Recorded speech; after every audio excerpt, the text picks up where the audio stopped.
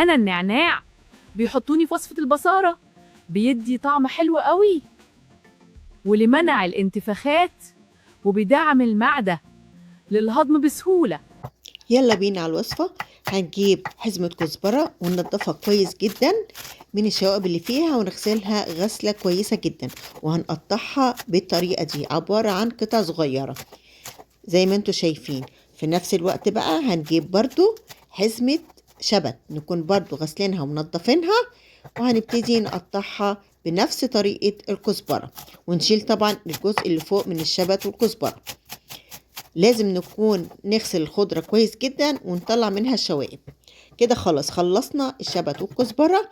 هنجيب بقى بصلاية وهنخرطها قطع كبيرة كده، مش شرط تكون صغيرة، بالطريقة دي. وهنكون نقعين قبلها الفول المدشوش من بالليل. انا عملت ربع فول مدشوش، يعني مش نص، الربع هيعمل لك ما شاء الله كمية حلوة قوي. بص انا بوريكم ازاي بيتكسر في ايدي، لانه كده خد الكفاية بتاعته من النقع. هنكون محضرين بقى حلة وفيها شوية مية، واول ما تبتدي هتغلي خلاص هنسقط فيها الفول المدشوش المنقوع بعد ما نغسله كويس ونصفيه من المية ونغسله كويس. بعد كده هنضيف الخضرة اللي احنا قطعناها، الشبت والكزبرة. هنضيف معاها البصلة، وهنضيف مع البصلة معلقة توم. معلقة توم مش كبيرة قوي، يعني يعتبر كبيرة بس المعلقة ممسوحة مش هرمية. هنضيفها كده كلها مع بعض وهنحطه على الكزبرة وهنبتدي نقلب فيها. هنكون بقى نغطيها، هتبتدي تدبل بالطريقة دي زي ما انتوا شفتوها. هنقلبها وهنشوفها اخبارها ايه. اهي لسه شوية، كل شوية تشقري عليها تشوفي الفولة بتاعتها استوت ولا لا. هي طبعا مش هتاخد وقت لانها منقوعة قبلها من بالليل.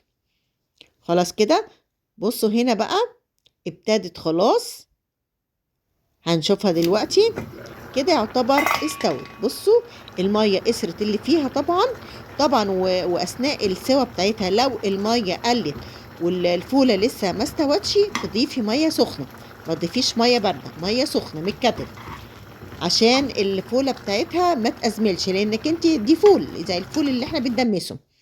كده خلاص استوى بالطريقة دي. هنحطه بقى في بولة وهنجيب الهاند بلندر ونطحنه طحنة ناعمة جدا. ما عندكش هاند بلندر اعملي بالخلاط. بصوا انا بعمل ازاي، بالراحة كده، وهنفضل نخلط لحد ما نخليه ناعمة زي ما انتوا هتشوفوا في المقطع الجاي. هنا بقى خلاص بصوا بالطريقة دي نعمت خالص اهي، ما شاء الله خلاص بقت بوريه خالص. احنا عايزين البصارة بوريه زي ما انتوا شايفين دلوقتي. خلصت كده خلاص يعتبر سوا البصارة. هنرجي بقى نعمل التقلية بتاعتها. هنحط بقى شوية زيت في حلة، وهنبتدي نكون محضرين بصلتين كده كبار، ونكون مقشرينهم ومنضفينهم وغسلهم غسلة كويسة ومقطعينهم تقطيع رفيع، وهنحطها في الحلة بعد طبعا الزيت ما يسخن بالطريقة دي. اديكوا سامعين الطشة بتاعة البصلة في الزيت.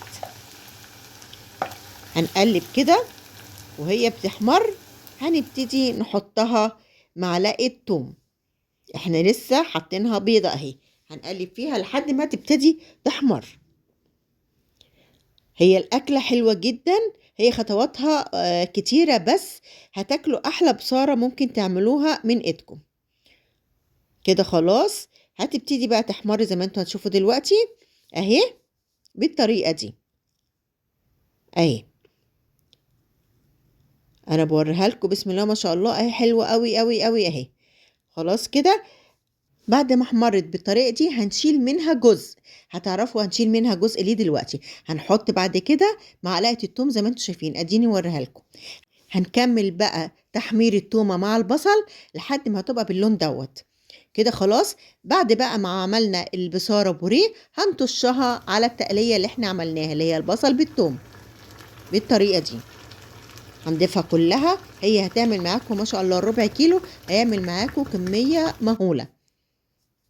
هنبتدي بقى نقلبها كويس جدا، وهنضيف بقى ليها التوابل اللي انا هحطها دلوقتي. هنا خلاص ابتدت تندمج مع البصلاية. هنحط بقى شوية كمون وهنحط الملح، وأهم حاجة في النقطة اللي احنا قلناها هنحط معاها معلقة كبيرة نعناع جاف مطحون اهو. انا ما كانش عندي طازة، انتي لو عندك طازة فريش حطي كام عرق كده حلوين وفرميهم كويس وحطيهم كده. النعناع بيدي نكهة، وزي ما انا قلت في اول الفيديو بيمنع الانتفاخات وبيدعم المعدة لهضم البصارة. كده خلاص قلبنا البصارة، هنضيفها بقى في طبق التقديم بالطريقة دي، سهلة جدا ما فيهاش اي حاجة.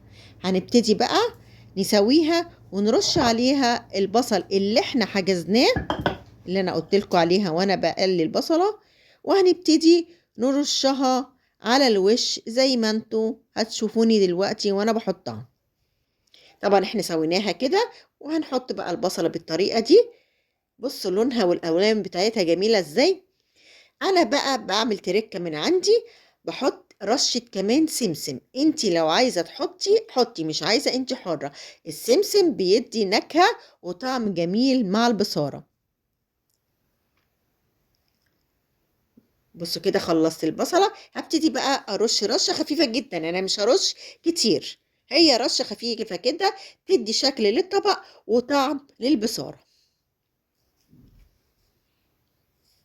وخلاص كده يبقى الوصفة بتاعتنا انتهت، وان شاء الله هتعملي احلى وصفة بصارة من ايدك، وهتنفع في اخر الشهر لما الميزانية بتاعتنا تبتدي تخلص. هنعملها منها وجبة تبقى بالبروتين، وجبة سهلة جدا ومش هتاخد منك وقت، مش هتاخد اكتر من نص ساعة، وكمان خفيفة على الجيب. اوعوا تنسوا شوية النعناع اللي احنا حطيناهم لانهم مهمين جدا في الوصفة. عايزة تحطيه فريش زي ما انا قلت حطي، عايزة تحطيه جاف حطي، الاتنين واحد، بس هتدي للبصارة طعم ونكهة رهيبة، وفي نفس الوقت هيريح المعدة، والمعدة مش هتتعب خالص، وتاكلي من البصارة زي ما انت عايزة. فعلا نقطة مهمة انك تحطي النعناع في الوصفة. بص المنظر وجماله، بص الالوان والطعم خطير. يا سلام بقى لو تعملي بقى جنبها بصلاية خضرة كده حلوة منضفاها كده وليمون مخلل، وتاكلي احلى بصارة تعمليها من ايدك. يلا بقى قومي اعمليها، وان شاء الله هتبقى احلى بصارة من ايدك الحلوة.